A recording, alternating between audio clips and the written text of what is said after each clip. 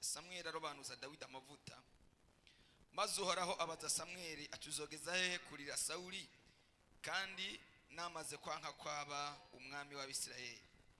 Uzuza ihembe ryawe amavuta uhezuze ngo utume kuri Isayi w'i Betelehemu, kuko nironkeye umwami mu bahungu biwe. Samweli arasiguza ati nogendane, erega Sawuli niyavyumva azonyica. Uhoraho aramwishura ati hitana inka y'ishashi ugende uvuge uti nje gushikanira Uhoraho ikimazi, uheze uhamagare Isayi aze kuri ico kimazi, nanje nzokwereka ukugenza. Uzundobanuriza amavuta uwo nzokurangira. Nuko Sawuli agenza nk'uko Uhoraho yamubwiye, aje i Betelehemu.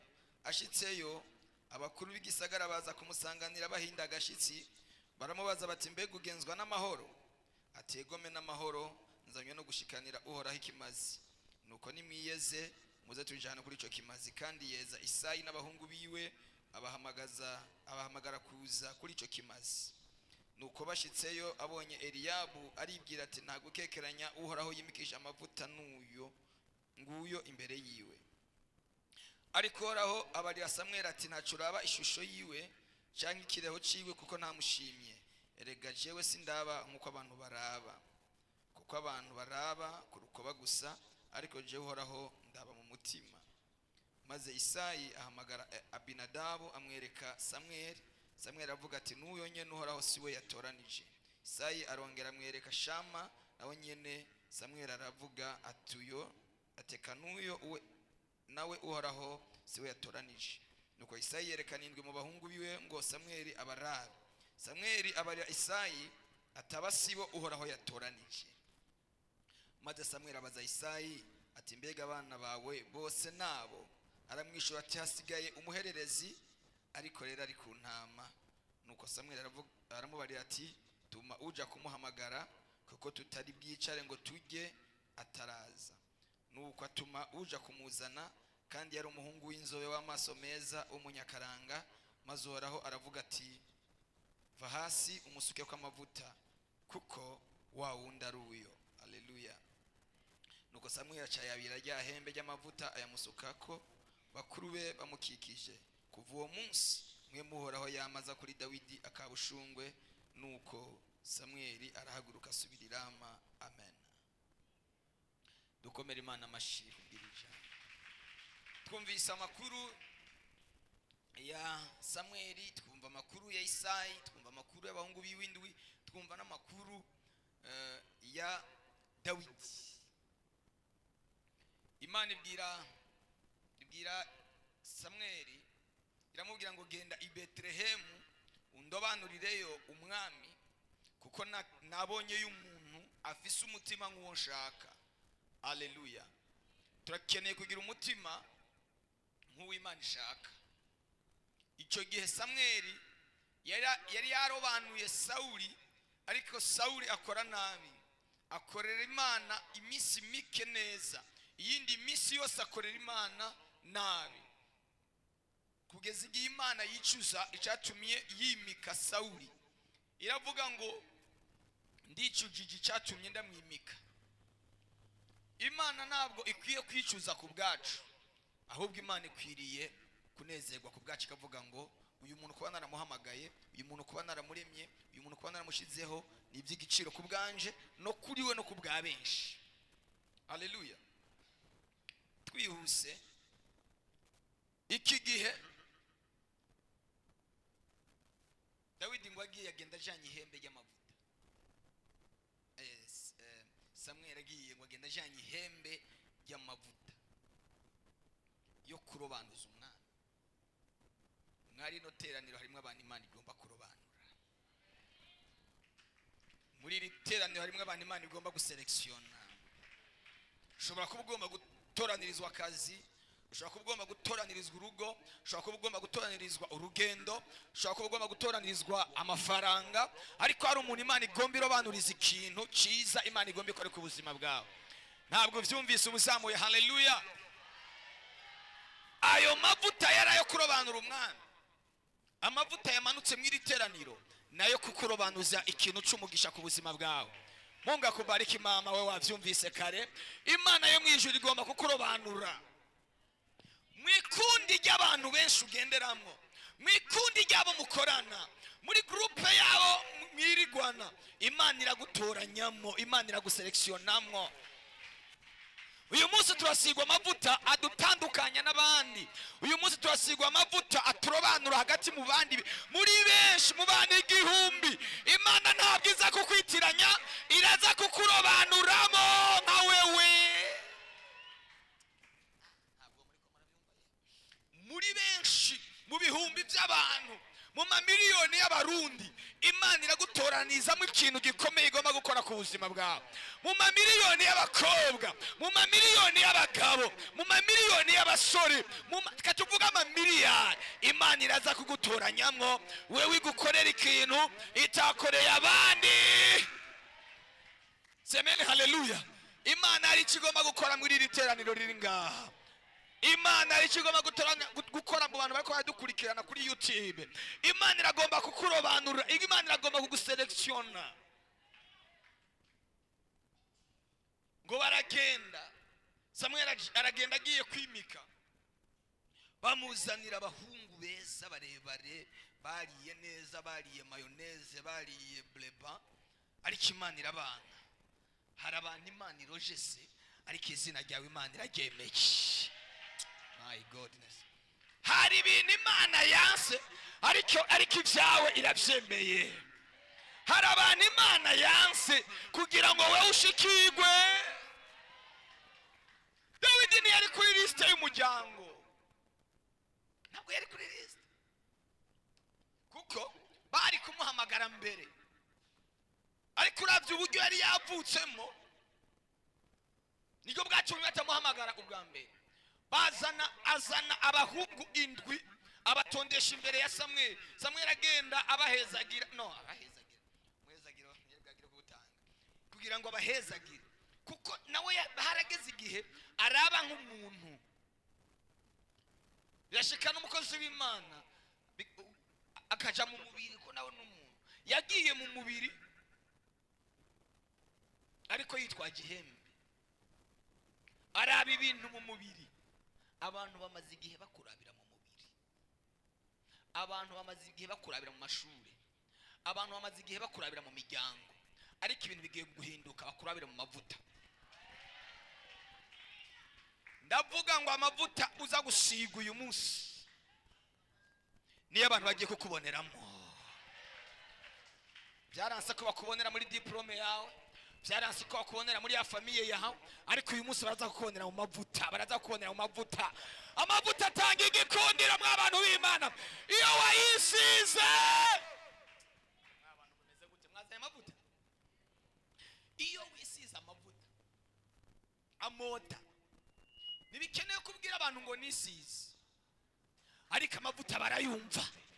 Naho batokubona urenganye, baramenya ko hari umuntu arenganye yisize amavuta. Munkurikirana iki kintu mucumve. Iyo wisize amavuta ukarengana muri karitsiye, ukarengana hajya, baravuga ati hari umuntu naho ntamubonye arahaciye. Presence yawe bazoyimenya naho batokubona. Iyo uri ikintu cyitwa amavuta,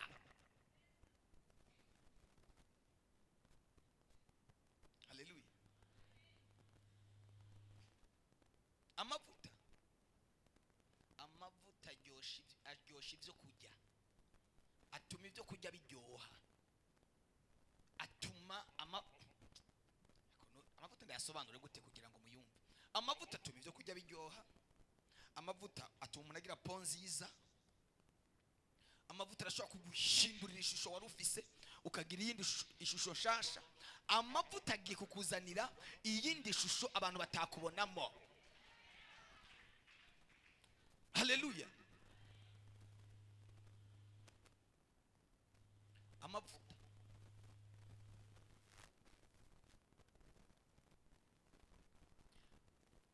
aratandukanya umuntu n'abandi. Iyo ugejeje koga wisiga iki? Wisiga amavuta uba woza, ariko uvuga ati ntibikwiriye, hari ikintu kibuze, hari ikintu gihari. haleluya. Utegerezwa gusigwa amavuta muri iki gitondo. Utegerezwa gusigwa n'Imana. Reka ndababwire, nibyo mwazanye amavuta ariko wahora uyisiga, nibyo, ariko nta jambo ryari riyaherekeje. Wayisiga bisanzwe, ariko uyu munsi turaza kuyasengera aherekezwe n'ijambo. Bo niyo bavuga ngo umuntu ngo bamusiza amavuta ya elayo, sajya amavuta aba yakoze igitangaza. Igitangaza ni ijambo ryayaherekeje. Ubundi n'amavuta nk'ayandi yahinguwe n'abantu nk'abandi, ariko ijambo riyaherekeza niryo riremeye cyane. Haleluya. Ugiye kugira igikundiro, ugiye kugira igikundiro, ugiye kugira ubwiza. Ndavuze ngo ugiye kugira ubwiza, ugiye kugira ubwiza utahorana, ugiye kugira ubwiza utarufise. Haleluya. Ugiye kugira ubwiza utahorana, ugiye kugira ubwiza abantu batakubonamo. Winjira ahantu bavuge ngo naho naka tutamubonye turamwumvise araje.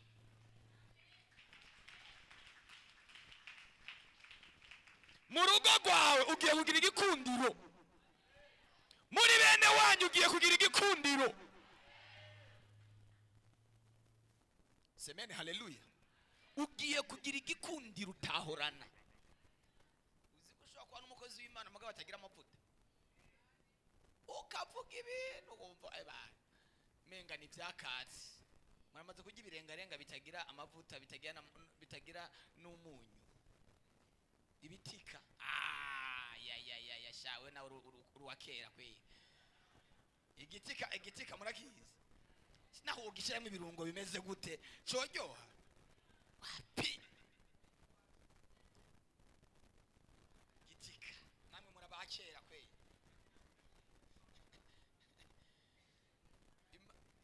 Imana yambariye ngo ndabatangarize, mugiye kubanywa amavuta,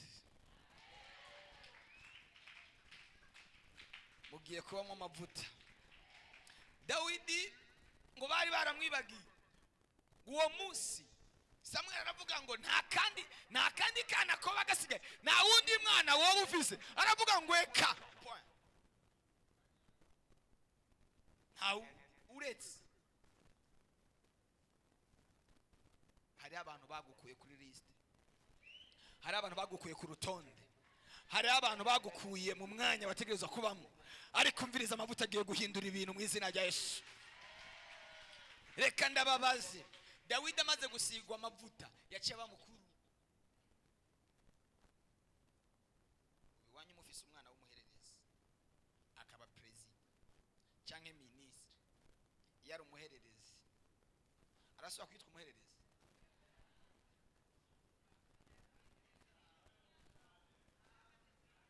Naho yo musitani ibintu bica bihinduka, naho yo mukuru w'umutumba ibintu birahinduka. Haleluya. Kubera igikundiro kitari kuri wewe, uri imfura mugabo baguhamagara inyuma y'ibindi bamaze kwiga byose bahejeje. Nibaguhamagara ngo uze kwemeza, barakumenyesha gusa twakoze ibini, kandi ari barakweforoma, kandi uri imfura. Umuherereza akaba wafata ingingo, amavuta agiye gucurura ibintu. Ndavuze ngo amavuta agiye gucurura ibintu. Naho utazoba ufise amahera, naho utazoba ufise amafaranga, amavuta azobabwira ngo nimurindire abansase, murindire abansase, murindire abanzagira icyo avuga. Ntabwo turumviza icyumviro ciwe, ntiturumva icyumviro ciwe. Haleluya. Amavuta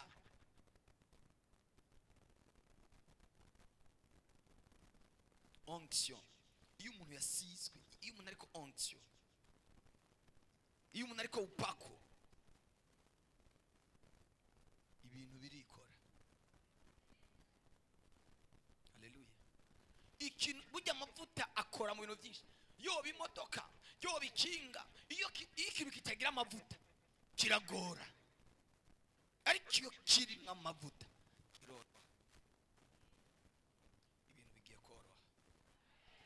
Ndavuze ngo ibintu bigiye koroha. Ndavuze ngo ibintu bigiye koroha. Semeni haleluya. Bigiye koroha. Hari aho wageze ntibaguha ijambo, ariko amavuta agiye kuriguha. Ndavuga ngo amavuta agiye kuriguha. Ngo Samweli amaze kubona Dawidi,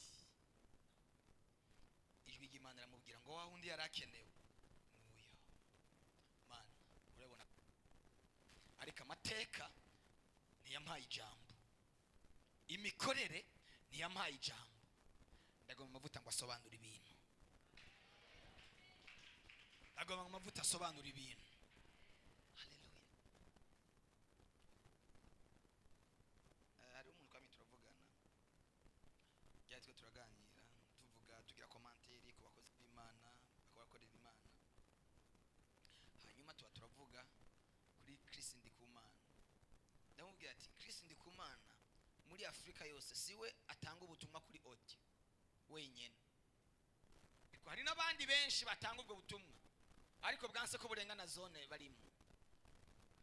Ugira ngo Chris Ndikumana ni wavuga ubutumwa cyane, ariko amavuta aherekeza ka audio kamwe arungitse isengesho bisanzwe nk'ijya abandi bose basenze, ariko amavuta ariherekeza agakiza ibimuga, agakiza ingwara. Ndagomba ngo Imana ishira amavuta mu kanwa kawe, ni watura ijambo, nugira ikintu watura, nugira ikintu rema, yitire kiremeka.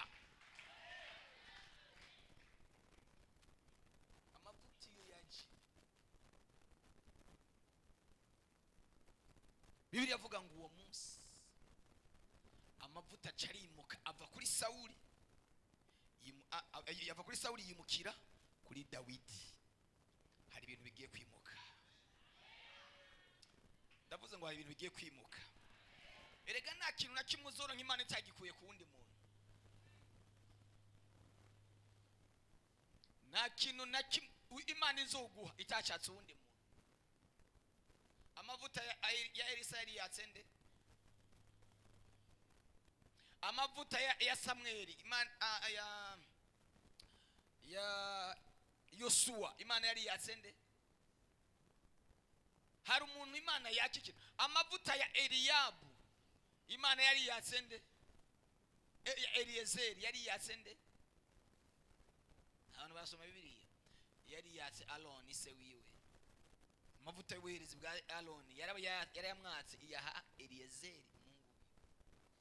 Hari ibintu Imana igiye kwaka abantu kubw'amavuta ibiguhe. Ndavuze ngo hari ibintu Imana igiye kunyaga. Haleluya. Hari ibintu Imana igiye kwaka abantu ibikuzanira. Hari umugisha Imana igiye kukuzanira. Hari umuntu gisha Imana igiye gukwega. Hari ubutunzi aya mavuta agiye gukwega. Hari amafaranga aya mavuta agiye gukwega. Hari umugabo aya mavuta agiye kugukwegera. Hari umugore aya mavuta agiye kugukwegera. Hari icubahiro aya mavuta agiye kukuzanira. Namwe byumvise zamura haleluya. Amavuta.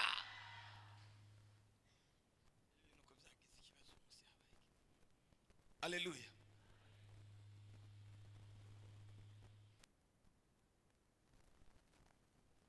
Amavuta. Bibiliya iravuga ngo Dawidi amaze kumusiga amavuta, ayo mavuta niyo yatangiye gutuma agira intambara.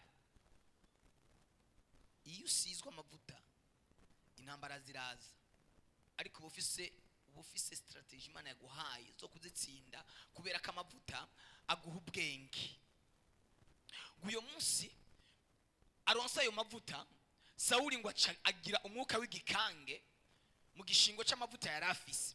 Amavuta ashaza kuri Dawidi. Abantu baramubwira ngo bene iyo mwemu kugira ngo ikuvemo ukwiye guhamagara i Betlehemu hari umuhungu yitwa Dawidi, agahora acuranga kugira ngo iyo mwemu igufashe ikuvemo.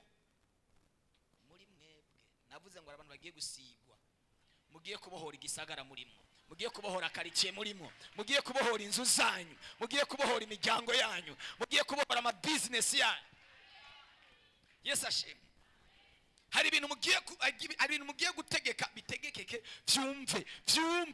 Ngo uwo munsi Dawidi bamuhamagaye ngo iyo mwemi ufashe Sawuli, wagacuranga acuranze, iyo mwemi ikamuvamo. Yesu ashimwe.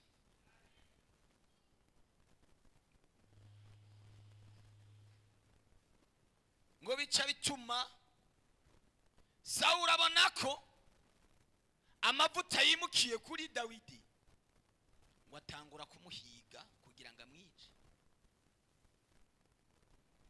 Haleluya. Nubona ugize amavuta uze witega intambara nyinshi, ariko uzo ufise imbaraga zo kuzitsinda. Intambara ziraza kugira ngo zigwanye icyo Imana yaguhaye, ariko ntizizogushobora. Ndavuze ngo ntizizogushobora. Sawuli atangura kumugwanya, ngo ariko akagenda amenya ayo makuru. Kadusenge, dufate umwanya wo gusenga. Amavuta wazanye, niba hari ahantu babara, ufise ububabara, ufise uburibwe, uze ayo mavuta nituyasengera uze kugenda uyasigeho. Uyu munsi nimba ufise rendezvous ahantu runaka, uzi kuyisiga. Utayisiga kugira ngo ugire po nziza, uyisige kugira ngo aze kubemeza. Yaba atari ko barabyumva. Nimba uri umucuruzi, umbiza ndakubwira, hagarara ndakubwira, ndaguhanura. Uyu munsi uraza kuronka abakiriya mu kazi. Atari uyu munsi gusa, uyu munsi nejo, uku kwezi kose kuzorangira ubona ibimenyetso by'Imana byo ko Imana yagusize amavuta mu kazi uri kurakora. Aya mavuta agiye guhamagara abantu. Yicariye mu izina rya Yesu. Aya mavuta agiye kugukorera ikintu n'ukuri ugiye kukibona, ndabikubwiye. Semeni, haleluya. Umva ndababwira aka kantu. Sigaje iminota 16 gutyo tugaca dusenga. Tugaca turangiza. Aya mavuta agiye kubahamagarira ibintu mutari mufise. Aya mavuta agiye kubahamagarira abantu mutari mufise. Aya mavuta agiye kubahamagarira babataye. Aya mavuta agiye kubahamagarira babavuyeko. Bagiye kugaruka batagiye kurondera wewe, ariko ari ayo mavuta agiye kubakwega. Ayo mavuta agiye kubakwega. Sema haleluya. Ngo ayo mavuta ni agiye kubakwega. Ayo mavuta agiye kubakiza ingwara. Ayo mavuta agiye kubakiza ingwara. Ayo mavuta agiye kubakiza ingwara. Ingwara zari zibarimo zigiye guhunga kubera amavuta. Amen. Aya mavuta agiye kubahesha ubuzi. Ari abatabyumva neza. Aya mavuta agiye kubahesha ama promotion. Aya mavuta agiye kubongereza imishahara. Abantu bakora ubuzi bahembwa ku kwezi ndibahagarara. Muhembwa ku kwezi. Muri baki abandi muhembwa he? Mwisomamo. Kubuzi mukora. Mwese ko muhagaze. Kubuzi mukora. Munyumve. Kubuzi muri ko murakora. Imana irongereje kagaharuro. Ntabwo banyumva baba. Kubuzi mukora, Imana yongereje kandi gaharuro. Imana yongereje kandi kantu. Izina rya Yesu. Ndavuze ngo Imana yongereje kandi gaharuro. Fata amavuta yanyu mwebwe mufise akazi. Banza muyafate. Mwengiye guherako.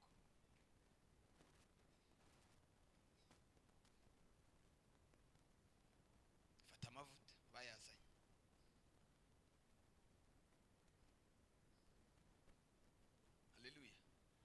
Haleluya. Haleluya. Munyarutse fanya mbio yafate mu biganza. Yazangwa ndasengera. Data mu izina rya Yesu Kristo. Mani hambaye, mani komeye. Ndasengera aya mavuta mu izina rya Yesu Kristo ndayahezagiye kugira ngo nibayisiga mu izina rya Yesu Kristo akora ibitangaza, nibayisiga binjiye hajya ku kazi, binjiye hajya bakorera. Mana mu izina rya Yesu abashefu babonemwo favor, babonemwo igikundiro, babonemwo gutona, ndayasengeye mu izina rya Yesu. Naduze umushahara wabo Mana mu izina rya Yesu, ubagirire neza, yemeze ibintu bikomeye, aduze umushahara, aduze umushahara. Uku kwezi kuze guhera hari ikintu cyabaye ku buzima bw'abantu, hazagira baza gushima Imana ku byo wakoze mu izina rya Yesu Kristo, amen. Amashi kuri Yesu. Hahaguruke abadandaza, abacuruzi bahagurukana n'amavuta yabo. Munyarutse umuntu afite ikintu cyose akora, nturabe ngo ni gito, nturabe ngo kingana gute, icyo ukora ni mu gice ucuruza, icyo ukora cyose tugomba ngo kibemo amavuta y'Imana, tugomba ngo kibemo amavuta y'Imana. Abantu bakuboneka amavuta utahorana. Haleluya. Abantu barahari. Yesu ashimwe cyane. Niba ukorana rimikashi, amafaranga aze kukubana make, akubane make, uronde ugira abakiriya ku rugezo, ugurana nabo muri kumwe, amafaranga ashira, uze kugira igikundiro utahorana mu izina rya Yesu Kristo. Zamura amavuta yanyu tuyahezagire. Imana igiye kubafasha mu buzima ukora. Mana mu izina rya Yesu Kristo ndasengeye aya mavuta, ndayahezagiye kuva uyu munsi, ibikorwa byabo nibitera imbere, ibikorwa byabo nibigira umugisha. Mana mu izina rya Yesu Kristo ndasenze gukora igitangaza, ndasenze gukora igitangaza kwa aya mavuta, reka gukora igitangaza, reka uhezagire, reka usuke umugisha. Mana mu izina rya Yesu, Mana ihambaye, Mana igira neza, reka gukora igitangaza ku bw'aya mavuta. Mana mu izina rya Yesu Kristo aze guhamagara abakiriya benshi, aze kubahesha umugisha. Uku kwezi kuze kurangire hari naheza utavanako. Urakoze Mana, turagushimiye mu izina rya Yesu, amen. Abatagira akazi namwe muhagarare, nta kimwe mukora. Abashomeri muhagarare, nta kintu na kimwe ukora, wibereyeho nyine uko ubeshejweho na neema ya Mungu. Yesu ashimwe. Oya, Yesu ashimwe cyane. Haleluya. Giye kubasengera, Imana igiye kubaha ubuzi. Imana yanje mwe mwibaza ngo ndiko ndafyina, Imana igiye kubahereza ubuzi, Imana igiye kubugururira imirimo mukora. Nutaronka ko mu biro, uzoronka ko muri boutique yawe, cyangwa uronka ukorera muri alimentation, cyangwa ukorera muri umva wawe gusa akazi uzoronka kaguhesha amafaranga akariko kose uzukemere. Kazokaba ko gucuruza amakara mugo kaguha amafaranga. Hari icyo bitwaye sinukari amafaranga gusa. Imana igiye kubahereza ubuzima mu izina rya Yesu.